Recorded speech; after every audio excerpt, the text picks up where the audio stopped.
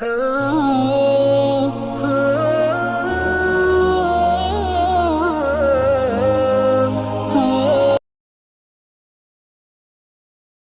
بھائی، اگلا سوال ہے، میں نے اپنے بچپن میں ایک ذمہ دار بریلوی عالم اور مناظر مولانا سعید احمد اسد حفظہ اللہ کی زبانی ایک واقعہ سن رکھا ہے جس کی تصدیق علی بھائی سے مطلوب ہے۔ کیا یہ واقعہ درست ہے کہ سیدنا موسیٰ علیہ السلام جب مصر سے شام کے لیے نکلے تو اپنے ساتھ حضرت یوسف علیہ السلام کا جسم مبارک بھی قبر اقدس سے نکال کر ہجرت کو روانہ ہوئے تھے؟ پلیز وضاحت فرما دیں۔ دیکھیں جی، جو سعید احمد اسد صاحب ہیں نا جی، حافظہ اللہ تعالیٰ، ان سے میری ملاقات بھی آپ کو پتہ ہے فیصل آباد میں ہوئی تھی۔ یہ بریلوی مکتب فکر کے چند ایجوکیٹڈ علماء میں سے ہیں۔ مجھے صحیح طرح یاد ہے کہ 1996 میں، یعنی آج سے 24 سال پہلے، جب میں انجینئرنگ یونیورسٹی میں سیکنڈ ایئر میں پڑھتا تھا، تو ویکینڈز پہ میں گھر آیا کرتا تھا، تو ان کی ایک میلاد کے موقع کے اوپر تقریر تھی۔ اس تقریر میں نے پہلی دفعہ شیخ ناصر الدین البانی رحمہ اللہ تعالیٰ کا نام ان کے منہ سے سنا تھا۔ میں خود بھی اس وقت کٹر بریلوی تھا، تو مجھے یاد ہے کہ سعید اسد صاحب اس وقت کہتے تھے، اس وقت داڑھی بھی ان کی کالی تھی، کہ اس وقت البانی صاحب بھی زندہ تھے۔ البانی صاحب فوت ہوئے 1999 میں، تو کہتے ہیں سعودیہ ایک بیٹھے ہیں نا دا، ٹھیک ہے، تو حالانکہ وہ ان کا بھی کوئی نہیں ہے۔ اب اس نے اہل بیت کی محبت میں جو احادیث جمع کی ہیں نا، تو میں نے آپ کو بتایا کہ عنقریب اس کو بھی یہ رافضی کہہ دیں گے۔ وہ ان کا نہیں تھا، وہ اللہ اور اس کے رسول کا ماننے والا تھا، بڑا محب اہل بیت بندہ تھا رحمہ اللہ تعالی۔ تو البانی صاحب کا تعارف میں نے پہلی دفعہ ان سے سنا۔ میں نے بھی سعید احمد اسد صاحب سے یہ والی حدیث خود سنی تھی۔ خیر اس وقت تو مجھے اتنا آئیڈیا نہیں تھا حدیث کی کتابوں کا۔ بہرحال یہ جو حدیث انہوں نے بیان کی ہے نا، اس واقعے کا ذکر کیا، یہ بالکل صحیح سند سے ثابت ہے، اور یہ بڑا انٹرسٹنگ واقعہ ہے۔ یہ واقعہ آپ کو المستدرک للحاکم میں بھی مل جائے گا صحیح سند کے ساتھ۔ امام حاکم نے اس حدیث کو امام بخاری کی شرط پہ صحیح کہا ہے، امام ذہبی نے بھی ان کی موافقت کی ہے۔ یہ حدیث جو ہے وہ مسند ابی یعلا میں بھی موجود ہے صحیح سند سے، صحیح ابن حبان کے اندر بھی موجود ہے۔ یہ حدیث تفسیر ابن کثیر میں بھی موجود ہے۔ تفسیر ابن کثیر میں جو سورہ الشعراء کی آیت نمبر 52 ہے نا، حضرت موسیٰ علیہ السلام کے بارے میں آتا ہے نا کہ اللہ تعالیٰ فرماتا ہے کہ ہم نے ان کی طرف وحی کی تھی، وَأَوْحَيْنَا إِلَىٰ مُوسَىٰ أَنْ أَسْرِ بِعِبَادِي إِنَّكُمْ مُتَّبَعُونَ۔ ہم نے موسیٰ کو وحی کی کہ تم راتوں رات میرے بندوں کو، وہ 6 لاکھ کے لشکر کو بنی اسرائیل کے یہاں سے لے کر نکل جاؤ، بے شک تمہارا پیچھا کیا جائے گا، یہ لوگ تمہارے پیچھے آئیں گے۔ وہ پیچھے آئے تو سمندر میں اللہ نے راستہ بنا دیا، بنی اسرائیل تو نکل گئے، اور اسی راستے میں جب فرعونی نکلنے لگے تو اللہ نے دونوں پارٹ ملا دیے، قرآن میں آتا ہے، تو تباہ و برباد کر دیے گئے۔ تو اس آیت کے کانٹیکسٹ میں یہ سورہ الشعراء پارہ نمبر 19 آیت نمبر 52 کے کانٹیکسٹ میں امام ابن کثیر اس حدیث کو لے کے آئے ہیں جو حاکم کے اندر موجود ہے، کہ نبی صلی اللہ علیہ وآلہ وسلم کسی گاؤں ایریا میں تشریف لے گئے، تو وہاں پہ ایک دیہاتی شخص تھا، اس نے آپ صلی اللہ علیہ وآلہ وسلم کی مہمان نوازی کی۔ آپ بڑے خوش ہوئے، آپ نے اٹھتے ہوئے فرمایا کہ کبھی موقع ملے تو تم ہمارے پاس بھی آنا، دعوت دے دی۔ اس کے لیے تو آنر کی بات تھی۔ کچھ عرصے بعد وہ نبی علیہ السلام کو ملنے کے لیے آیا، آپ صلی اللہ علیہ وآلہ وسلم نے اس کی خوب مہمان نوازی کی، ایک تو بدلہ اتر گیا۔ پھر آپ نے اینڈ پہ فرمایا مانگ کیا مانگتا ہے؟ اس نے کہا یا رسول اللہ ایک اونٹ چاہیے جس پہ میں اور میرے گھر والے سواری کر لیں، ہاں اس پہ کجاوا بھی ہونا چاہیے، یعنی اچھی سیٹیں لگی ہوئی ہوں، اور 2-4 بکریاں مل جائیں جن کا دودھ دو کہ میں اپنا اور اپنا فیملی کا سلسلہ چلا لوں۔ یار اس زمانے میں بس سبسسٹنس لیول پہ یہی لائف گزارنے کا ذریعہ ہوتا تھا۔ یہ آج کل تو ہم جو لائف گزار رہے ہیں نا، یہ اس وقت کا امیر آدمی بھی نہیں تھا گزار سکتا۔ گندم کے دانے، سال کے دانے پورے ہو جائیں، دودھ کے لیے بھیڑ بکری رکھی ہیں، اللہ اللہ خیر صلی اللہ، اور کوئی کام ہی نہیں ہے۔ یہ جو آسائشیں ہیں ان کی وجہ سے ہمارے لیے مصیبت کھڑی ہوگی. ایک اونٹ اور چند بکریاں مانگی, اور کس سے مانگ رہا ہے؟ اللہ کے نبی سے, جن سے آپ کچھ بھی مانگ سکتے ہیں وہ اللہ سے لے کے دے سکتے ہیں. تو نبی اسلام فرمایا اوے تجھ سے تو وہ بنی اسرائیل کی بڑھی اچھی رہ گئی اوے, جس نے موسیٰ علیہ السلام سے تو اس سے بہت بڑی چیز مانگ لی تھی. اچھا, تو صحابہ نے کہا یا رسول اللہ وہ بڑھیا کا کیا قصہ ہے؟ تو آپ فرمایا کہ ہوا یوں کہ جب بنی اسرائیل مصر سے نکلے شام جانے کے لیے موسیٰ علیہ السلام کے ساتھ, تو وہ راستہ بھول گئے. تو حضرت موسیٰ علیہ السلام نے جو بنی اسرائیل کے علماء تھے نا, ان کو بلایا, ان سے مشورہ کیا جائے کہ یہ مسئلہ کیا ہے. تو انہوں نے پھر بتایا کہ حضرت بات یہ ہے کہ حضرت یوسف علیہ السلام, حضرت یوسف علیہ السلام کی نسل سے تھے نا, آگے بنی اسرائیل میں سے تھے نا حضرت موسیٰ علیہ السلام. ان دونوں کے درمیان آلموسٹ 1400 سال کا فاصلہ ہے, حضرت یوسف اور حضرت موسیٰ علیہ السلام کے درمیان. تو حضرت موسیٰ علیہ السلام کو انہوں نے کہا کہ جب حضرت یوسف علیہ السلام کی موت کا وقت قریب آیا تھا نا, تو انہوں نے بنی اسرائیل سے ایک عہد لیا تھا کہ جب کبھی بھی تم واپس ملک شام گئے نا, کیونکہ اصل ان کا وطن تو شام تھا, وہ تو حضرت یوسف علیہ السلام سورہ یوسف میں آتا ہے نا کہ بکھ کے وہاں تک پہنچے, پھر اللہ نے وہاں ان کو مرتبہ دیا تو بنی اسرائیل وہاں پہ شفٹ ہو گئے. لیکن یاد تو اپنے وطن کی ستاتی تھی, ان کو یہ بھی پتا تھا کہ اللہ نے وحی کے ذریعے بتایا ہوگا کہ الٹیمیٹلی آپ ابراہیمی مسکن کی طرف دوبارہ جائیں گے. تو انہوں نے یاد لیا تھا کہ جب تم لوگ یہاں سے شفٹ کرو نا, تو میری لاش بھی قبر سے نکال کے لے جانا, مجھے وہاں پہ یروشلم میں دفن کرنا ہے, جو میرا آبائی جگہ ہے. حضرت موسیٰ علیہ السلام نے کہا او ہو, یہ تو پھر ہمیں راستہ نہیں ملے گا, یوسف علیہ السلام نے نال کھڑنا پینا ہے, کیونکہ اللہ کی طرف سے ہو رہا تھا. ان کا اچھا ٹھیک ہے جی بتاؤ قبر کی طرف. ان کا جی قبر بھی نہیں پتا ہمیں, کیونکہ اس زمانے میں مزار نہیں ہوتے تھے. پوائنٹ ٹو بی نوٹڈ, مزار تو نہیں. اور یوسف علیہ السلام تو بہت بڑی شخصیت تھے, ان کا بہت بڑا مزار ہونا چاہیے تھا, وہاں وزیر خوراک رہے تھے وہ. انہوں نے کہا جی ایک بڑھیا ہے جس کو قبر کا ایڈریس پتہ ہے, لیکن وہ کہتی ہے کہ موسیٰ کو میرے پاس خود بھیجو, میں اس کے ساتھ نیگوشیشن کروں گی تو جگہ بتاؤں گی قبر کی. حضرت موسیٰ علیہ السلام نے کہا ٹھیک ہے بات کر لیتے ہیں. تو کہا اماں بتا. انہوں نے کہا اس طرح نہیں ہے, مجھے اس کا معاوضہ ادا کرنا ہوگا. حضرت موسیٰ علیہ السلام نے کہا اس کا معاوضہ کیا؟ وہ تو ایکسپیکٹ کر رہے تھے کوئی پیسے, کوئی مال, کوئی بکریاں, کوئی اونٹ, جس طرح اس صحابی نے بھی مانگ لیا. انہوں نے کہا جی معاوضہ یہ ہے کہ میں جنت میں تمہارے ساتھ رہوں گی. اللہ, حضرت موسیٰ علیہ السلام کا رنگ فاق ہو گیا, چہرے پہ ناگواری کے اثار آ گئے کہ یہ کیا مانگ رہی ہے, پھر دوسرا ہی میرے اختیار میں بھی نہیں ہے. تو حدیث کے الفاظ ہیں اللہ تعالیٰ نے اسی ٹائم حضرت موسیٰ کو وحی کی کہ آپ کمٹمنٹ کر لیں اس کے ساتھ. اوہ ہائے ہائے, دینے والا تو اللہ ہے نا جی. تو موسیٰ علیہ السلام نے کہا ٹھیک ہے. اس لیے حضور نے اس اعرابی کو کہا او یار تجھے تو بڑھیا اچھی رہ گئی, یعنی تو مجھ سے جنت میں میرا پڑوس مانگ لیتا, تو نے مانگی تو دنیا کی چیز مانگی. جس طرح کہ صحیح مسلم میں آتا ہے کہ ایک صحابی تھے ربیہ, نبی علیہ السلام کو وضو کروایا کرتے تھے. ایک دن سمندر رحمت جوش میں آیا, فرمایا سل ربیہ, ربیہ کیا مانگتا ہے؟ وہ بھی تیاری کر کے بیٹھے سے. انہوں نے کہا یا رسول اللہ جنت میں آپ کا پڑوس. ہو سکتا ہے اس واقعے کے بعد یہ ہوا ہو, انہوں نے یہ بات سنی ہوئی ہو, اہم ممکن ہے, یہ میری اسیسمنٹ ہے. تو آپ فرمایا اور بھی کچھ مانگ لیں. ان کا نہیں یا رسول اللہ اس کے بعد تو مجھے کچھ نہیں چاہیے. تو آپ نے فرمایا پھر کثرت سجود سے میری مدد کر, یعنی اللہ کی عبادت کر کثرت کے ساتھ, میری شفاعت بھی تیرے کام آئے گی, الٹیمیٹلی تجھے جنت میں میرا پڑوس مل جائے گا انشاءاللہ تعالی. بلکہ آپ لوگوں کے لیے خوشخبری, بخاری مسلم میں حدیث ہے کہ ایک صحابی ہے, ان کا یا رسول اللہ قیامت کب آئے گی؟ آپ نے فرمایا کہ کوئی قیامت کے لیے تو نے تیاری بھی کی ہے؟ تو اس نے کہا یا رسول اللہ میں تو بس موٹے موٹے دین پہ چلتا ہوں, فرائض پورے کرتا ہوں, کوئی ایکسٹرا نفلی باتیں میرے پاس نہیں ہیں. ہاں میں اللہ اور اس کے رسول سے محبت کرتا ہوں. تو آپ نے فرمایا پھر اللہ اور اس کا رسول تمہارے ساتھ ہوں گے.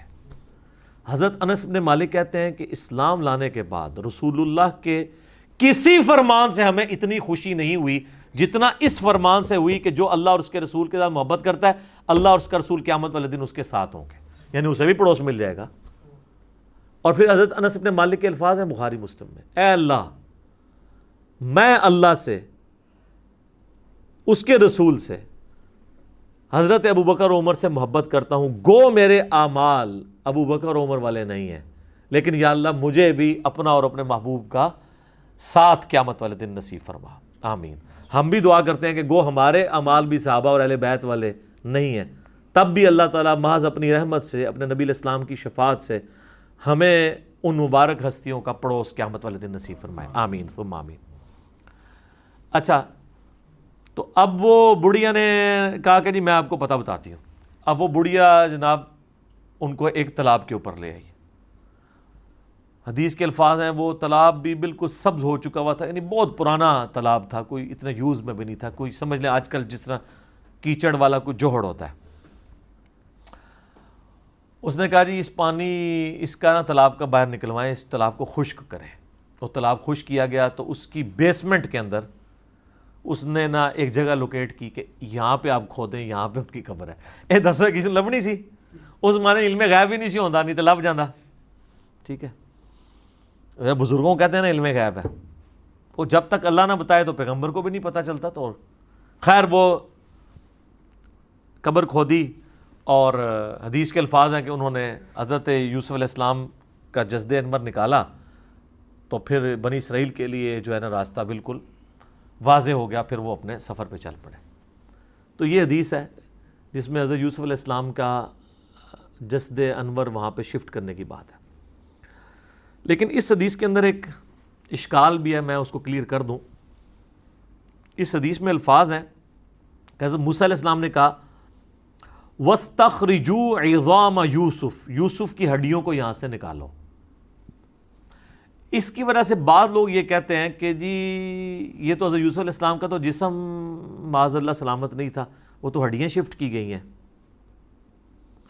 شیخ البانی رحمہ اللہ تعالیٰ سلسلہ احادیث صحیحہ میں لکھتے ہیں کہ میں بڑا عرصہ پریشان رہا کہ ہمیں تو صحیح احادیث کی روشنی میں یہ بات پتہ ہے، ایون قرآن سے بھی اشارہ ملتا ہے، میں بعد میں بتاتا ہوں آپ کو، کہ انبیاء کے جسموں کو مٹی نہیں کھاتی ہے، تو یہ کیسے ہو سکتا ہے کہ یوسف علیہ السلام کے ہڈیوں کا ڈھانچہ وہاں پہ ہو؟ تو کہتے ہیں میرا مسئلہ حل ہوا جب میں نے سنن نبی داؤد میں وہ حدیث پڑھی نا، حضرت تمیم داری نے کہا یا رسول اللہ صلی اللہ علیہ وآلہ وسلم آپ یعنی کھڑے ہو کے خطبہ دیتے ہیں تو میں آپ کے لیے ایک ممبر نہ تیار کروا دوں جس پہ آپ بیٹھ کے تھوڑی دیر آرام کر لیا کریں۔ تو اس میں پتہ کیا الفاظ ہیں؟ وہ کہتے ہیں یحمل عظامک، اس ممبر پہ آپ اپنی ہڈیاں رکھ سکیں، ہونا تو چاہیے تھا جسم رکھ سکیں۔ تو البانی کہتے ہیں کہ وہ مجھے پتہ چلا کہ یہ عرب کے لوگ محاورتاً یہ لفظ بولتے ہیں، یعنی وہ جسم ہڈیوں کے ایکویلنٹ جسم اور جسم کے لیے ہڈیاں استعمال کرتے ہیں، ٹھیک ہے۔ جیسے ہمارے جسم میں درد ہو تو ہم کیا کہتے ہیں میری ہڈیاں ٹوٹ رہی ہیں، اس کا یہ مطلب نہیں ہوتا کہ فزیکلی کوئی ہڈیاں ٹوٹ رہی ہیں، جسم میں درد ہے۔ بریانی کھائی ہے تو سینے میں آگ لگی ہوئی ہے، اس سے مراد وہ فائر نہیں ہوتی، یہ محاورتاً۔ تو کہتے ہیں اس صحابی نے یہ بھی کہہ سکتا تھا یا رسول اللہ جس پہ آپ آرام کر سکیں، اس نے لفظ کیوں استعمال کیے کہ یحمل عظامک، آپ کی ہڈیاں، آپ اپنی ہڈیاں اس پہ رکھ سکیں، تو ہڈیاں اپنی کو رکھ سکتا ہے۔ تو اس اشکال کا جواب ہو گیا۔ اب آ جائیں اس آیت کی طرف جو میں نے کہا قرآن میں، وہ سورہ سبا ہے، آیت نمبر 14۔ اعوذ باللہ من الشیطان الرجیم، بسم اللہ الرحمن الرحیم۔ یہ بڑا مشہور واقعہ ہے، حضرت سلیمان بن داود علیہ السلام، آپ کو پتہ ہے جب یہ فوت ہو گئے تو یہ ہیکل سلیمانی تعمیر کروا رہے تھے، تو ایک عصا کے سہارے یہ کھڑے رہے، اس کا ذکر ہے۔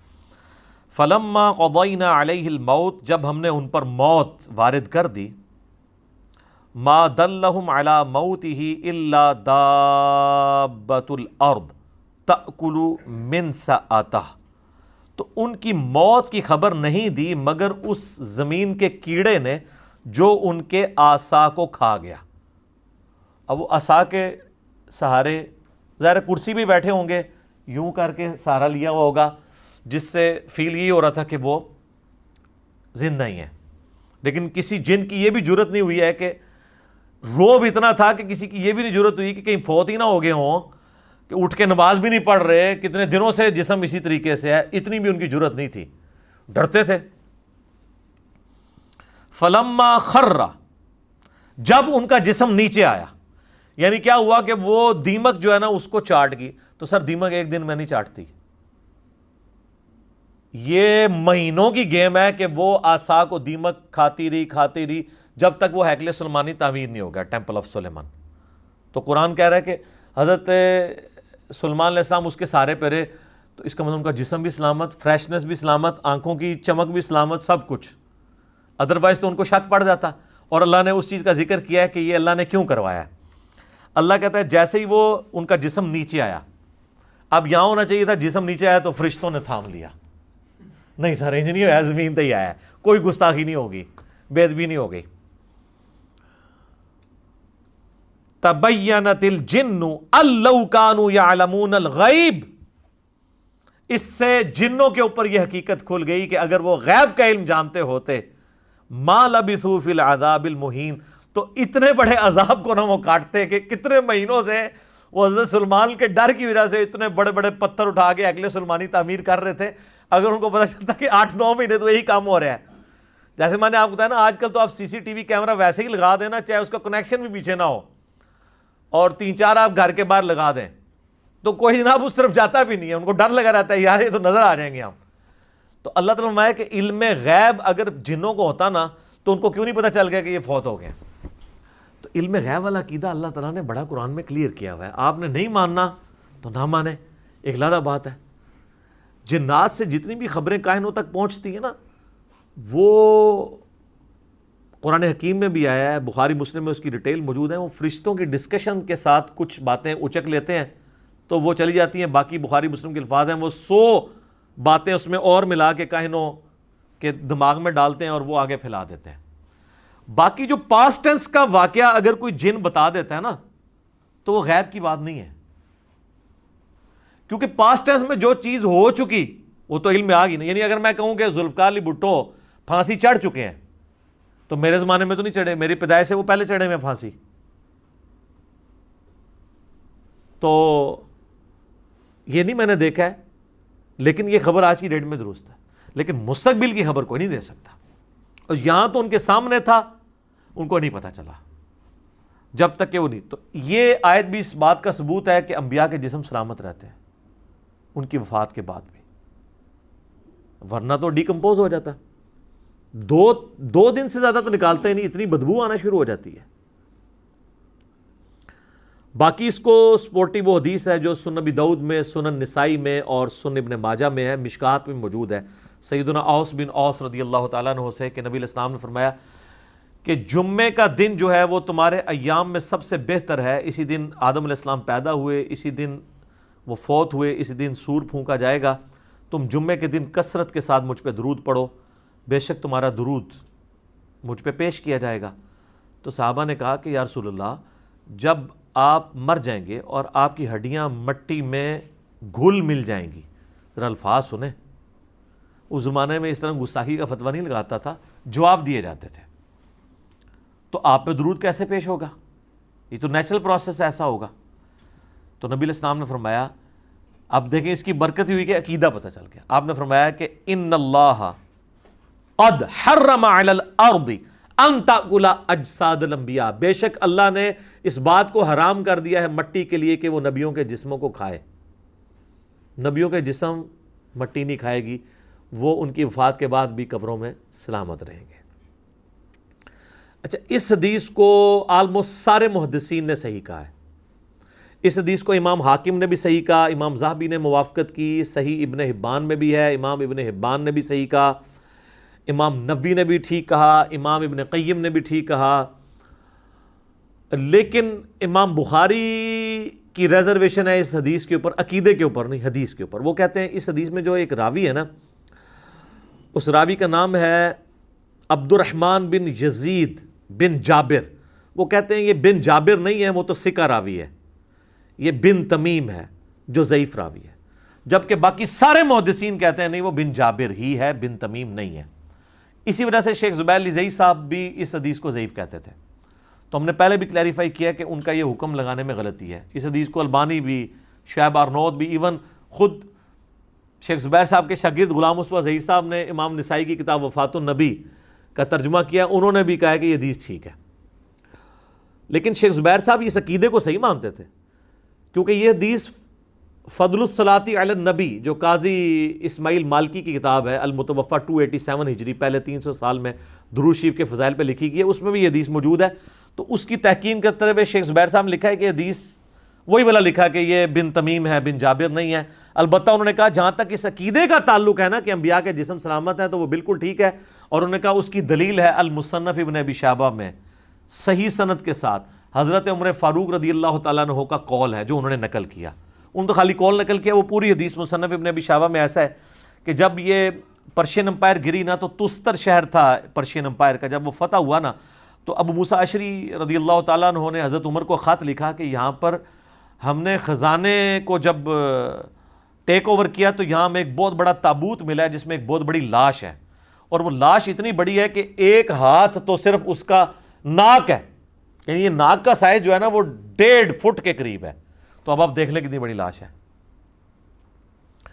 اور یہاں کے لوگوں کا یہ عقیدہ ہے جب بارش نہیں ہوتی تو اس لاش کو اوپن ایئر میں لے آتے ہیں تو اللہ تعالیٰ بارش دے دیتا ہے۔ تو آپ کو لیٹر ملتا تو آپ کہتے ہیں جناب فوراً ایک وڈا مزار بنواؤ ہے۔ حضرت عمر تک جب پہنچا تو آپ نے کعب احبار کو، یہودی عالم تھے جو بعد میں مسلمان ہو گئے، نبی اسلام کی زندگی میں تھے لیکن اسلام قبول نہیں کیا، اس لیے صحابی نہیں بعد میں، تو انہوں نے وہ پورے 7 ڈاکومنٹس بھی بھیجے، تو انہوں نے کہا یہ حضرت دانیال علیہ السلام کا تابوت ہے۔ تو پھر حضرت عمر نے خط لکھا کہ راتوں رات 13 قبریں کھودو، ایک نہیں 13، تاکہ پتہ ہی نہیں چلے کس میں دفنا ہے، نامعلوم جگہ پہ، اور راتوں رات ان کو دفن کر دو۔ یہ حضرت دانیال علیہ السلام کا جسم اطہر ہے، اور اس میں حضرت عمر نے کہا وَالنَّارُ لَا تَأْكُلُ الْأَنْبِيَاءَ وَالْأَرْضُ لَا تَأْكُلُ الْأَنْبِيَاءَ، آگ نبیوں کے جسموں کو نہیں کھاتی، زمین نبیوں کے جسموں کو نہیں کھاتی، اور ایک اور لفظ بھی استعمال کیا درندے بھی نبیوں کے جسموں کو نہیں کھاتے۔ تو یہ شیخ زبیر صاحب نے نا اس فٹ نوٹ پہ لکھا کہ یہ حدیث صحیح ہے، لہٰذا ہمارا یہ عقیدہ ہے کہ نبیوں کے جسم سلامت ہے، الحمدللہ۔ صحیح مسلم میں وہ حدیث ہے، 2 طرق ہیں کہ میں نے شب معراج موسیٰ علیہ السلام کو اپنی قبر میں نماز پڑھتے ہوئے دیکھا، ہوا قائم یصلی فی قبری، لیکن یہ برزخی معاملہ ہے، یہ فزیکلی آپ اس کے اوپر قیاس نہیں کریں گے۔ آج اگر آپ قبر رسول کھودیں گے تو نبی علیہ السلام کا جسم اطہر آپ کو ویسے ہی نظر آئے گا جیسے دفناتے وقت تھا۔ یہ نہیں ہے کہ نبی علیہ السلام کوئی ایکٹیویٹی پرفارم کر رہے ہوں گے، نہیں، ان کی نمازیں بھی قبروں کے اندر، جو مسند ابی یعلا میں حدیث ہے کہ اللہ کے نبی زندہ ہیں، اپنی قبروں میں نمازیں بھی پڑھتے ہیں، وہ برزخی معاملہ ہے۔ وہ تو چھوڑ دیں، سنن ابن ماجہ میں تو یہاں تک ہے کہ جب عام ایک مومن مردے کو بھی جب قبر میں رکھا جاتا ہے نا، فرشتے سوال کے لیے آتے ہیں تو وہ اٹھتا ہے تو اس کو عصر کا وقت دکھایا جاتا ہے کہ غروب آفتاب ہونے والا ہے، تو وہ کہتا ہے مجھے چھوڑ دو میں پہلے نماز پڑھ لوں۔ ٹھیک ہے، یہ تو عام مومن کے لیے بھی ہے، تو انبیاء تو خیر بہت اعلیٰ درجے کے۔ تو اس حدیث کے تحت ان کی زندگی برزخی ہے لیکن جسم جو ہے وہ سلامت ہے، اس میں کوئی شک نہیں ہے۔ باقی حیات النبی کے اوپر میرا لیکچر مسئلہ نمبر 5 دیکھ لیں۔ ایک اور حدیث بڑی مشہور، میں نے بڑی دفعہ بیان کی ہے، 1390 نمبر صحیح بخاری میں 1390، کہ سیدنا عمر کا پاؤں آلموسٹ 65 ایئرز کے بعد جب حجرہ عائشہ کی دیوار گر گئی ولید بن عبد الملک کے دور کے اندر، تو پاؤں باہر آ گیا ایک قبروں کی ڈسٹربنس کی وجہ سے، کیونکہ وہ امہات المومنین کے جو گھر تھے نا ان کو توڑ کے مسجد نبوی کی توسیع کر رہے تھے۔ عمر بن عبدالعزیز اس وقت گورنر تھے وہاں کے، مکہ مدینہ کے، ابھی تو خلیفہ نہیں بنے ہوئے تھے۔ تو جب پاؤں نکلا تو لوگ پریشان ہو گئے کہ نبی علیہ السلام کا پاؤں مبارک باہر آ گیا، یہ بخاری کے الفاظ ہیں۔ اس کا مطلب ہے کہ تو بخاری میں ہی موجود ہے کہ لوگوں کا یہ عقیدہ تھا کہ نبی علیہ السلام کا جسم مبارک اس طریقے سے۔ تو حضرت عروہ ابن زبیر کو، جو حضرت عائشہ کے بھانجے تھے، عبداللہ ابن زبیر صحابی کے چھوٹے بھائی اور اشرم بشرا حضرت زبیر کے بیٹے، لیکن تابعی ہیں یہ، ان کو بلایا گیا کیونکہ وہ حضرت عائشہ کے بھانجے تھے، حجرہ عائشہ میں جاتے رہتے تھے، تو ان کو قبروں کی لوکیشن پتہ تھی۔ انہوں نے جب دیکھا نا تو انہوں نے کہا یہ تو حضرت عمر کا پاؤں ہے، یہ نبی علیہ السلام کا پاؤں نہیں ہے. اچھا اس میں کہیں نہیں لکھا کہ وہ پاؤں جب نکلا ایسے تو وہ حضرت عمر نے وہ پاؤں واپس اندر کھینچ لیا. اگر وہ دنیاوی زندگی ہوتی تو جب اتنے لوگ پاؤں پہ شور مچا رہے ہیں, مطلب آپ کا اگر پاؤں ایسا باہر نکلا ہوا ہو کسی جگہ سے اور لوگ اتنا جمگھٹا بنایا ہوا کہ یار یہ پاؤں تو آپ بھی اندر کر لیں گے نا, اگر آپ کسی ایسی جگہ پہ ہیں کہ آپ کا پاؤں ایکسپوز ہو رہا ہے, تو وہ مطلب دنیاوی زندگی تو ہے نہیں, آخرت کی زندگی ہے. تو وہ انہوں نے دوبارہ سے ان کو دفن کر دیا. یہ اس بات کا ثبوت ہے کہ انبیاء کے علاوہ بھی اللہ تعالیٰ جس کے لیے چاہیے یہ کر سکتا ہے, لیکن یہ جنرل رول نہیں ہے. یہ جو جنرل رول ہے نا وہ نعت میں ہی ہے, محمد کے غلاموں کا کفن میلا نہیں ہوتا. اس طرح کرنا کچھ بھی نہیں ہونا پائی. ٹھیک ہے, کتنے صحابہ کو رومن امپائر کی بیٹل فیلڈز میں آگ کے کڑاہوں میں, تیل کے کڑاہوں میں جلایا گیا ہے. حضرت حمزہ ابن عبد المطلب کا مسلح کیا گیا ہے غزوہ احد میں. اس طرح نہیں ہوتا. اور کسی کی اگر جسم کی حفاظت نہ ہو اس کا یہ مطلب نہیں کہ وہ بزرگ نہیں ہے, وہ اللہ کی مرضی کی اس کی حفاظت کروانی ہے. سیدنا ابوبکر صدیق کے بارے میں 1387 نمبر حدیث ہے صحیح بخاری کے اندر. انہوں نے تو اوورال امت کو عقیدہ دے دیا ہے. اما عائشہ کو بلایا, اس پہ امام بخاری نے باب باندھا ہے سوموار کے دن کی موت کی فضیلت, کیونکہ نبی علیہ السلام سوموار کو فوت ہوئے تھے. امام بخاری نے باب باندھ کے حدیث لی ہے 1387 صحیح بخاری میں. اما عائشہ سلام اللہ علیہا کو بلایا حضرت ابوبکر نے نزا کے عالم میں, کہا کہ بیٹا نبی علیہ السلام کو کتنے کفن میں دفن کیا گیا تھا؟ انہوں نے کہا 3 کپڑوں کے اندر. تو انہوں نے بھی اپنے پرانے کپڑے کہا کہ یہ والے میرے کپڑے دھو کے نا مجھے انہی کپڑوں میں کفن دینا ہے, میرے لیے علیحدہ کفن نہ منگوانا. پھر پوچھا کہ بیٹا یہ بتاؤ کہ نبی علیہ السلام کی ڈیتھ کس دن ہوئی تھی؟ ان کا منڈے کے دن. تو انہوں نے کہا میں بھی اللہ سے امید کرتا ہوں کہ ابھی تو منڈے کا دن باقی ہے, تو رات تک میری بھی ڈیتھ ہو جائے گی. اس پہ امام بخاری نے باب باندھا ہے منڈے کے دن مرنے کی فضیلت. لیکن سر حضرت ابوبکر کو یہ فضیلت نہیں ملی. حدیث کے الفاظ ہیں کہ وہ رات میں جا کے منگل کی رات کو فوت ہوئے. ظاہر ہے منڈے کا جب دن ختم ہوگا تو منگل کی رات فوت ہو جائے گی. منگل کی رات میں فوت ہوئے اور منگل کی فجر سے پہلے ان کو راتوں رات دفنا دیا گیا. اچھا حضرت ابوبکر کا بھی اسیسمنٹ غلط نکلی کہ میں منڈے کے دن فوت ہوں گا اور فضیلت بھی نہیں ملی. تو اس میں میرا کلپ بھی تھا حضرت ابوبکر کا علم غیب, تاکہ پتہ چل جائے کہ امت کا سب تو بڑا ولی جڑا ہے. سر میں نہیں, اعلیٰ حضرت نے خود مانا ہے. ان سے جب پوچھا گیا اولیاء کا سردار کون ہے, انہوں نے شیخ عبد القادر جیلانی نہیں بتایا, انہوں نے کہا ابوبکر صدیق رضی اللہ تعالیٰ عنہ علیہ السلام. شکر الحمدللہ کہ منڈے کو فوت نہیں ہوئے. یہ ایک فضیلت نہ مل کے امت کو جو عقیدہ پہنچ گیا نا, وہ امت کی اصلاح اگر دیکھی جائے نا تو اس کی ورث زیادہ ہے ان کی اس فضیلت سے. اس ایک بندے کو فضیلت, ان کے لیے ویسے ہی فضائل بہت زیادہ ہیں. قبر رسول میں 7 دفن ہے. ٹھیک ہے جی, حضور علیہ السلام کے قریبی ساتھیوں میں سے حاکچار یار میں الحمدللہ. تو یہ شکر ہے ان کو فضیلت نہیں ملی. آج ہم لوگوں کو دکھا تو سکتے ہیں نا جناب, یہ دیکھ لو علم غیب بھی علم غیب تم نے لگایا ہوا ہے, تو یہ دیکھ لو. تو اس میں آگے الفاظ ہیں. جب حضرت عائشہ نے کہا نا کفن کا, انہوں نے کہا مجھے نیا کفن نہیں دینا, مجھے پرانے کپڑے ان کو دھو دو, انہی میں دفنانا. انہوں نے کہا نیا کفن تو زندہ بندوں کی ضرورت ہے. یہ جو نیا کفن اگر کسی مردے کو پہناتے ہو نا, اور بلکہ انہوں نے تو اپنے بارے میں یہ بات کی, عاجزی ہے ان کی, ہمارا تو عقیدہ ہے ان کا جسم بھی سلامت ہے انشاءاللہ. وہ کہتے ہیں یہ تو مرنے کے بعد پیپ, خون اور گلی سڑی ہڈیوں کا حصہ بننا ہے اس کفن نے, تو کیوں نیا کفن ضائع کرتے ہو میرے اوپر. یہ انہوں نے عقیدہ دے دیا کہ یہ آپ کی جو نعت کا یہ ایک جذباتی قسم کا شعر ہے جی, میلا نہیں ہوتا. ہاں کفن میلا نہیں ہوگا اگر سائبیریا میں دفنا دیں, میں گارنٹی دیتا ہوں. اتنے کافر بھی کو دب دو نا, وہ چونکہ برف ہے 1000 سال تک بھی نہ مردہ ٹیمپر ہوگا نہ کفن میلا ہوگا. وہ ٹیمپریچر ہے نا, وہ جیسے مردہ خانوں میں آپ لکھواتے ہیں لاشیں, تو سائبیریا دے سارے ہی ٹیمپریچر بلو وہ دے فریزنگ پوائنٹ ہوتے ہیں, تو کچھ بھی نہیں ہونا. تو یہ اب آپ دیکھ لیں. اچھا یہاں پہ میں بتا دوں, جسم سلامت ہونے سے کوئی بھی شخص دنیاوی زندگی مراد نہ رہے. جسم سلامت ہے لیکن اس جسم کی سلامتی سانس کے ساتھ نہیں ہے, آخرت کی زندگی کے ساتھ ہے. قرآن میں ہے کہ شہید بھی زندہ ہے لیکن تمہیں شعور نہیں. یہ کہتا نہیں ہمیں شعور ہے, ہم مانگیں گے بھی. اللہ کہتا ہے تمہیں شعور نہیں ہے. تو اتنی کہانیاں کرواتے ہیں یہ لوگ, خصوصاً دیوبندیوں اور بریلویوں نے تو باقاعدہ لکھا ہے کہ یہ تو دنیاوی زندگی ہے قبر میں. سر المؤنت میں انہوں نے لکھا ہے کہ نبی علیہ السلام کی جو قبر میں جو حیات النبی ہے یہ دنیاوی ہے. لفظ لکھا ہے دنیاوی, حالانکہ وہ آخرت کی زندگی ہے. وہ تو دنیا کہاں سے آ گئی.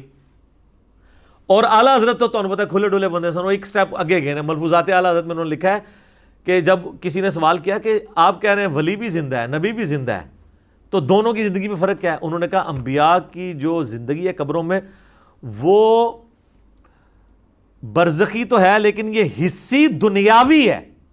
حصی کا مطلب کیا ہے کہ آپ کسی کو چٹکی کاٹتے ہیں تو اس کو فیل ہو, اور دنیاوی. اور انہوں نے کہا اگر پھر نہ یقین آئے تو ہمارے بزرگ تو پہلے ہی فرما گئے ہیں, شیخ زرقانی, کہ نبیوں کی بیویاں ان کی قبروں میں ان پہ پیش کی جاتی ہیں, ان کے ساتھ شباشی بھی کرتے ہیں. بولے اعوذ باللہ تعالی. آج ہم پیش کرتے ہیں, وہ کہتا نہیں وہ زرقانی نے لکھا, انہوں نے تو نقل کیا. تو انہوں نے تو اپنے عقیدے کے طور پہ نقل کیا, انہوں نے تو یہ نہیں کہا کہ زرقانی صاحب نے بکواس فرمایا ہے, ان کا فرماتے ہیں. ٹھیک ہے. تو فضائل حج میں شیخ زکریا کاندلوی نے فضائل درود میں فضائل مال کا ایک چیپٹر ہے, اس میں انہوں نے لکھا ہے. فضان سنت میں الیاس قادری صاحب پاپا جانی جو ہیں دعوت اسلامی والے تبلیغی جماعت نے, دونوں نے لکھا ہے کہ 555 ہجری میں نبی الاسلام کی وفات کے 500 سال کے بعد جب شیخ احمد رفاعی قبر رسول پہ حاضر ہوئے, انہوں نے عربی میں شعر پڑھا, یا رسول اللہ جب میں مصر میں تھا تو میں روح کو بھیجتا تھا آستان اقدس پہ حاضری کے لیے. کوئی اپنی روح اس طرح بھیج سکتا ہے؟ مجھے بتائیں. اب جسموں کے ملاپ کی باری آئی ہے تو اپنا دست اقدس قبر سے باہر نکالیے, میں اس کو بوسہ دوں. تو کہتے ہیں 90,000 لوگوں کی موجودگی میں ہاتھ مبارک باہر نکلا اور شیخ احمد رفاعی نے بوسہ دیا, اور ان میں شیخ عبد القادر جیلانی کا نام نامی بھی ذکر کیا جاتا ہے کہ وہ بھی یہ منظر دیکھ رہے تھے. حالانکہ شیخ عبد الجیلانی کو بیچاروں کو پتہ بھی نہیں ہوگا میرے ساتھ کیا منصوبہ انہوں نے کر دیا. میں کہتا ہوں جی بڑی بدبختی ہے کہ وہ منظر دیکھ رہے تھے, انہوں نے خود ہاتھ نہیں چوم لیا, میں انجینئرنگ کر لگا. ٹھیک ہے. اور سارے 90,000 بدبخت نے کہ نبی الاسلام دا ہاتھ مبارک باہر نکلے ہے تو ظالمو تسی کیوں نہیں چومیا؟ اور حضور کے اخلاق سے یہ چیز بعید ہے کہ آپ علیہ السلام جو ہے ایک کو چموا دیں اور باقیوں کو محروم رکھیں. ایک بار جو تو جناب باہر آیا سی پھر سارے نو ہی زیارت کرنی چاہیے سی, چومنا چاہیے سی. سب کہانی جھوٹ ہے. یہ ہاتھ کبھی سیدہ فاطمہ کے لیے نہیں نکلا, کبھی اماں عائشہ کے لیے نہیں نکلا جب وہ جمل پہ گئیں اور بعد میں شرمندہ بھی ہوئیں اپنے اس سفر پہ کہ بھئی نہ جاؤ ادھر. کبھی حضرت عمر کے لیے نہیں نکلا. وہ بخاری میں 1010 نمبر حدیث 1010 آ رہی ہے, انا کننا نتوسل الیک بنبینا, اے اللہ جب تیرے نبی تھے ہم ان کے وسیلے سے تیرے پاس آتے تھے, آج ہم تیرے نبی کے چچا کو لے کے آئے ہیں. وہ بھی چلے جاتے قبر رسول پہ, یا رسول اللہ جب آپ دنیاوی زندگی میں تھے تو آپ ہاتھ مبارک پیالے میں رکھتے تھے تو چشمے جاری ہوتے تھے, تو آج جو ہے وہ قحط میری عزت سٹیک پہ لگی ہے, میرے دور حکومت میں دور خلافت کے اندر قحط آ گیا, تو آپ ہاتھ مبارک یہ میں پیالہ لے کے آؤں آپ اس میں رکھیں. جی جناب صحیح مسلم میں ہے کہ حضرت عمر نے ایک دفعہ یہ کام کروایا تھا, پیالہ دے کے تو نبی الاسلام نے ہاتھ رکھا. ایک تو وہ حدیث بخاری مسلم میں, حدیبیہ کے موقع پہ 1500 صحابہ نے ایک پیالے سے وضو کیا اور جانوروں کو پلایا اور جمع کر لیا, اور جابر بن عبداللہ کہتے ہیں 1,00,000 بھی ہم ہوتے نا تو سب کو کفایت کرتا تھا. تو حضرت عمر نے تو نہیں کہا, ان کو پتا تھا کہ اب ہماری کمیونیکیشن اس آخرت کی زندگی میں حضور کے ساتھ نہیں ہو سکتی. یہ مثالیں دیتے ہیں حضور کی مبارک زندگی کی اور اس کو آج اپلائی کرتے ہیں. پھر میں ان کو تھوڑے نچلے لیول پہ آ کے سمجھاتا ہوں کہ اگر تم لوگ یہی کرتے ہو نا, تو بخاری میں حدیث ہے ایک صحابی کی ٹانگ ٹوٹ گئی تھی, پنڈلی کی ہڈی, نبی علیہ السلام نے مبارک ہاتھ پھیر کے اس کو بالکل ٹھیک کر دیا. تو کون عاشق رسول اپنی ٹانگ توڑوانے کے لیے تیار ہے؟ قبر رسول پہ ہم لے جاتے ہیں, ٹھیک کروائیں. تو فوراً یہ کہیں گے کہ نہیں اس طرح تو نہیں ہوتا نا. تو آپ لوگوں نے عقیدے تو یہی وابستہ کیے ہوئے ہیں. پچھلے دنوں میرا وہ ایک گنبد خضرا کے روشن دان والا کلپ بھی اپلوڈ ہوا ہے, اس میں نے کافی ساری باتیں کی تھی. اب بار بار میں اس لیے ان چیزوں کو ریپیٹ کر دیتا ہوں تاکہ عقیدوں کی اصلاح ہو جائے, پتہ چل جائے کہ سچائی کیا ہے. تو بات حضرت یوسف علیہ السلام سے شروع ہوئی تھی, ان کے جسد اطہر کو شفٹ کرنے کی. میں یہاں پہ موقع غنیمت جان کے آپ کو بتاؤں کہ ایران والوں نے ایک حضرت یوسف علیہ السلام کے اوپر نا 40 اقساط پہ ایک ڈرامہ سیریل بنائی ہے. وہ پورے کا پورا سورہ یوسف والا واقعہ اس کو بڑے کمال انداز میں. یہ فلموں کے مشورے میں ان کو دے رہا ہوں جو آلریڈی فلمیں دیکھنے والے ہیں. میں یہ علماء کرام کو نہیں مشورہ دے رہا کہ آپ فلمیں دیکھیں. کم از کم آپ کو تھوڑی ہسٹری کا پتہ چلے. اصحاب کہف پہ بھی ہے, اردو ڈبنگ کے ساتھ آ چکی ہے, انگلش ڈبنگ میں بھی ہے, عربی ڈبنگ میں بھی ہے. اور معذرت کے ساتھ علماء سے ہم نے اپنی ویب سائٹ ahlsunnatpahar.com پہ ویڈیو لیکچرز والے پورشن میں جو آخری حصہ ہے نا اسلامک موویز اینڈ ڈاکومنٹریز, اس میں بھی اس کی HD ریکارڈنگ والے لنک ڈال دیے ہیں. آپ ڈاؤن لوڈ بھی فری کر سکتے ہیں, کوئی پیسے نہیں, کوئی چندہ بک نہیں.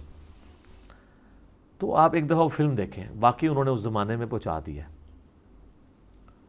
اصحاب کہف والی دیکھیں, واقعی اس زمانے میں انہوں نے پہنچایا ہے.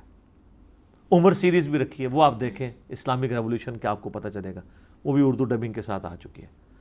تو یہ میں صرف ایک انفارمیشن کے طور پہ تعارف کروا رہا ہوتا ہوں, چونکہ ہم نے ایک جنرل سٹور یہاں پہ دعوت کے حوالے سے فری کھولا ہوا ہے, تو ہر طبقے کے لوگ آتے ہیں. جو لوگ ہالی ووڈ کی فلمیں دیکھتے ہیں ہم ان کو کہتے ہیں چلو یار ایک دفعہ یہ بھی دیکھ لو. بعض اوقات لوگ اس طرف آ جاتے ہیں. یعنی میں آپ کو پرسنل بتاؤں کہ میں نے جب وہ اشفاق صاحب کا ڈرامہ دیکھا نا, من چلے کا سودا, تو وہ اس نے میری زندگی کے اوپر بہت اثر چھوڑا فکر آخرت کے حوالے سے. اور اس کے بعد میں نے اصحاب کہف والی جب مووی دیکھی 2007-8 کے اندر, تو اس نے بھی کافی اثر چھوڑا. دنیا سے زہد دلانے والی چیز ہے. تو آپ ان لوگوں کو کم از کم ضرور مشورہ دیں کہ جو فلمیں دیکھنے کے شوقین ہیں کہ اگر انہوں نے دینی ہے تو ایک دفعہ یہ دیکھ لیں. ویسے تو اب اس سے بھی آگے بات جا چکی ہے. ہماری ویڈیو کے نیچے کئی لوگوں نے کمنٹس کیے ہوتے ہیں کہ پہلے ہم روزانہ فلم دیکھ کے سوتے تھے, اب ہم مجلس دیکھ کے سوتے ہیں اور بوریت نہیں ہوتی.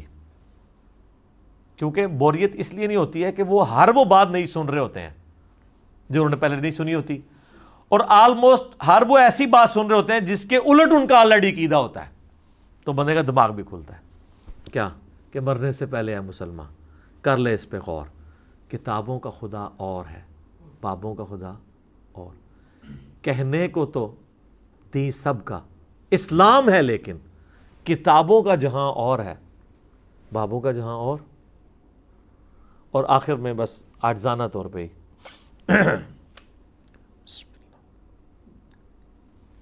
کہ نہ میں بابی نہ میں بابی, میں ہوں مسلم علمی کتابی. ٹھیک ہو گیا جی.